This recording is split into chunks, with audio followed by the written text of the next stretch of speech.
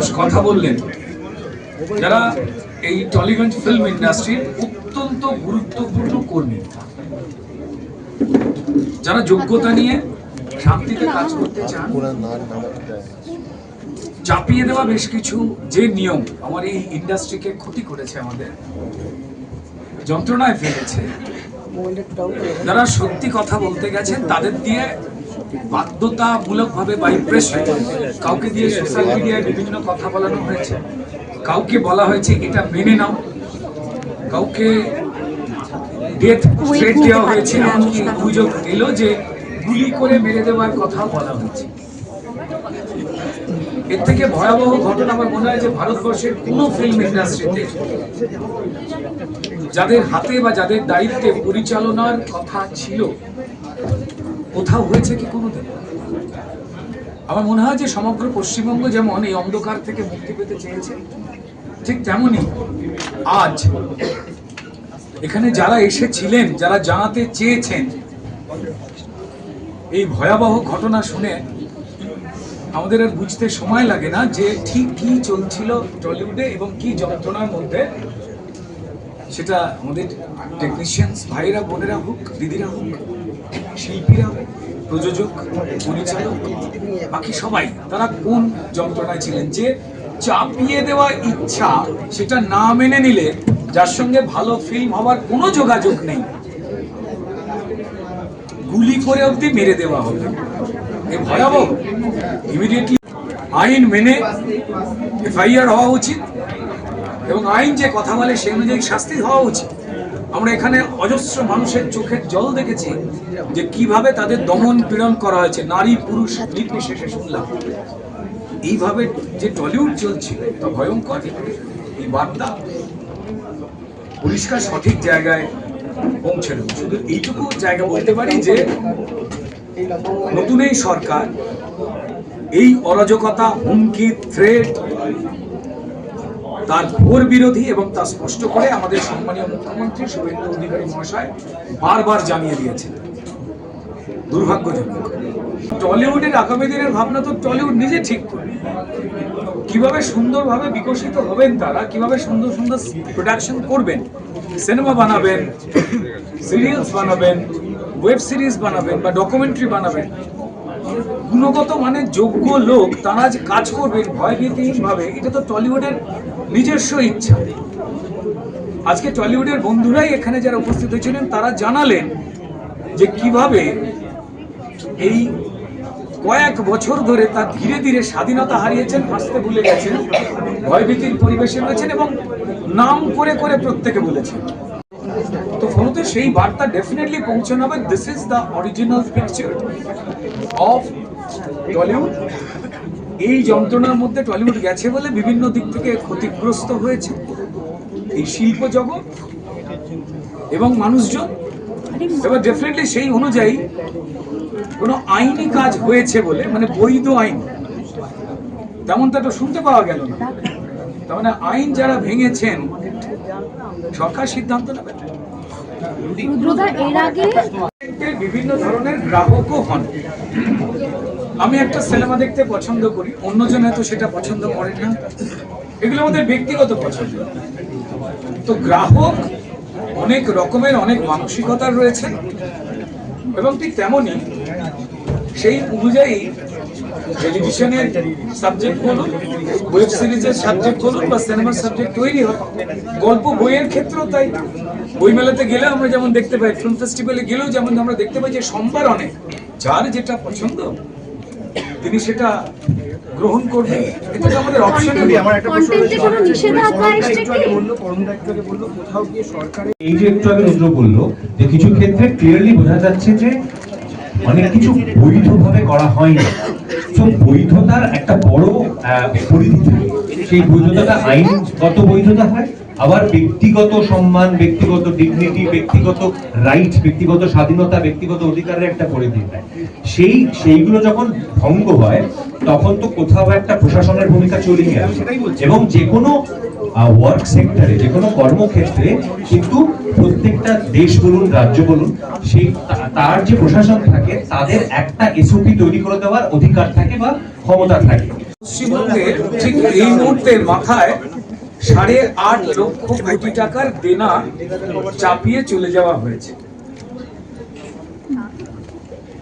কোন রকম নিয়ম নীতির ধার না ধরে, আমাদের নিয়ম কানুন না মেনে মানুষের জীবন যাপন, তার নাগরিক অধিকার কি, শিল্প জগতের স্বাধীনতা কি, ব্যবসা জগতের স্বাধীনতা কি, সেগুলোকে খুব একটা তোয়াক্কা না করে, যে কারণেই এই পাহাড় প্রমাণ দেনা, এবং তাতে কোনো একটি বাচ্চা জন্মালে সে জানতেই পারে না সে জন্মাচ্ছে এই বাংলায় 80,000 টাকার মতো প্রায় দেনা।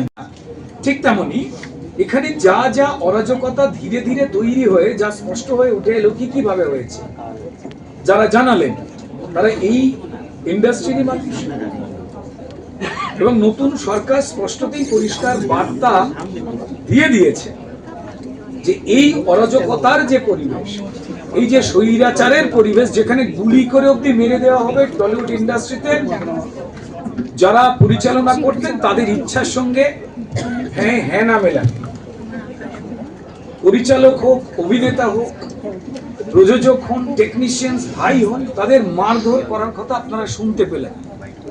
ব্যান করে দেওয়ার কালচার, তার কাজ বন্ধ করে দাও, এই সমস্ত কিছুগুলো আউট।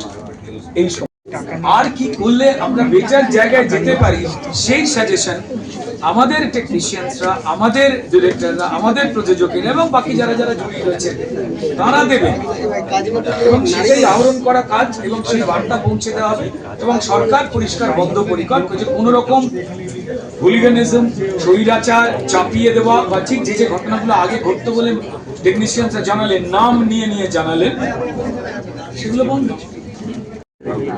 আমি হই, পাপিয়াদি হই, রূপাদি হোক বা হিরণ হন, আমাদের 4 জনের ওপরে একটা পরিষ্কারই কথা বলবার, যে মানুষ কথা বলতে চাইছে যেটা আগে বলতে পারতেন না।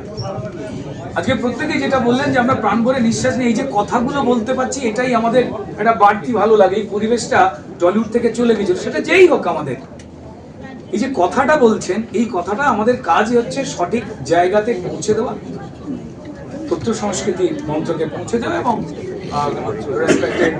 আমাদের মুখ্যমন্ত্রী সম্মানীয় শুভেন্দু অধিকারীর কাছেও সেটা যাওয়া, এবং সংশ্লিষ্ট দপ্তরের যারা আধিকারিকেরা রয়েছেন তারাও নিরপেক্ষতার সঙ্গে এটাকে অ্যানালিসিস করে এই যন্ত্রণা মুক্তির কাজে তারা অত্যন্ত সতর্কভাবে জাগ্রত হয়ে রয়েছে। সেটা কোথাও পাপিয়াদি মিটিং করুন, রূপাদি কোথাও মিটিং করুন, বা হিরণের সঙ্গে আরো কয়েকজন বসুন, বা আমার সঙ্গে কেউ কথা বলুন, আমাদের কাজটাই হচ্ছে নির্দেশটা সঠিকভাবে যা জানাচ্ছেন আপনারা পৌঁছে দেবেন। ফিল্ম ইন্ডাস্ট্রিতে কাজ করা, বিভিন্ন ধরনের কাজ করা মানুষ, তারা যে যে বক্তব্য রেখেছেন সেই বক্তব্যের কিন্তু আগে পরে এই কথাটা জড়িয়েই ছিল যে এই গিল্ড কার্ড তার কঠিন নিয়ম, পছন্দের নিয়ম, পছন্দের লোক হলে তবে কাজ পাবে, তবে কার্ড পাবে, না হলে সে ঘুরেই যাবে। এগুলো তো পরিষ্কার একটা পদ্ধতিগতভাবে তৈরি করা হয়েছে বলেই এখানে যে মানুষজনেরা এসেছেন, এত গুণী টেকনিশিয়ানস বা বাকি যারা এসেছেন, তাদের মুখ থেকেই তো স্পষ্ট করে আপনারাও জানতে পারলেন। ওই অন্যায়টা তো হবে না, আর চলতে দেওয়া যাবে না, সেটা ইতিহাস হয়ে গেছে। বরং আর কি করলে আমরা বেটার জায়গায় যেতে পারি সেই সাজেশন আমাদের টেকনিশিয়ানসরা, আমাদের ডিরেক্টররা, আমাদের প্রযোজকেরা এবং বাকি যারা যারা জড়িয়ে রয়েছেন তারা দেবেন, এবং সেটাই আহরণ করা কাজ এবং সেই বার্তা পৌঁছে দেওয়া হবে। এবং সরকার পরিষ্কার বদ্ধপরিকর যে কোনো রকম হুলিগানিজম, স্বৈরাচার চাপিয়ে দেওয়া বা ঠিক যে যে ঘটনাগুলো আগে ঘটতো বলে টেকনিশিয়ানসরা জানালেন, নাম নিয়ে জানালেন, সেগুলো বন্ধ।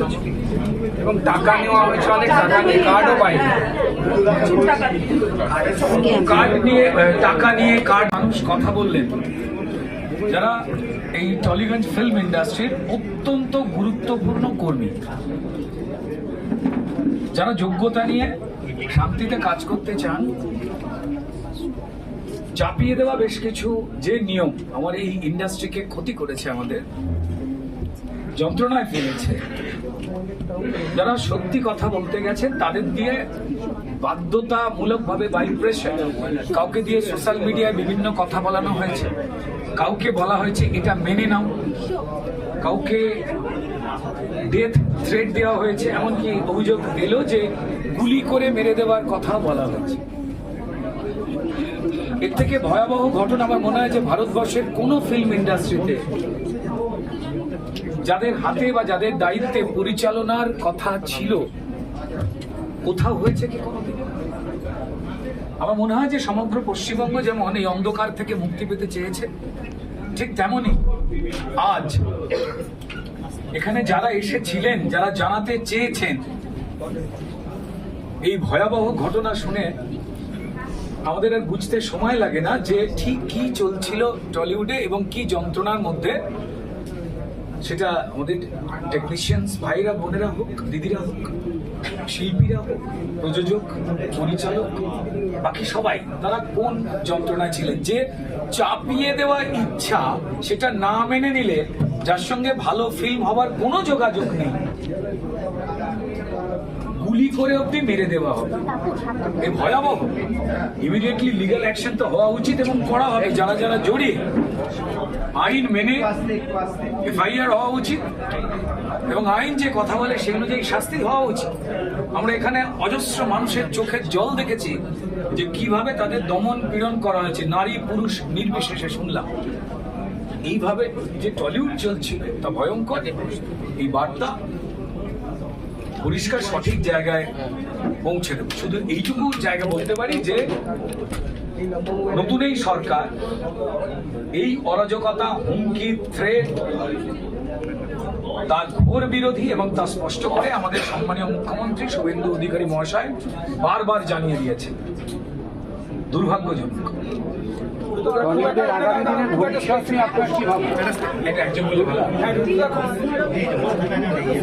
যেটা প্রশ্নের লাস্টে বললে তুমি যে তোমরা মেসেঞ্জার, বার্তাটা পৌঁছে দিতে পারো বা ডিসিশন মেকার নও।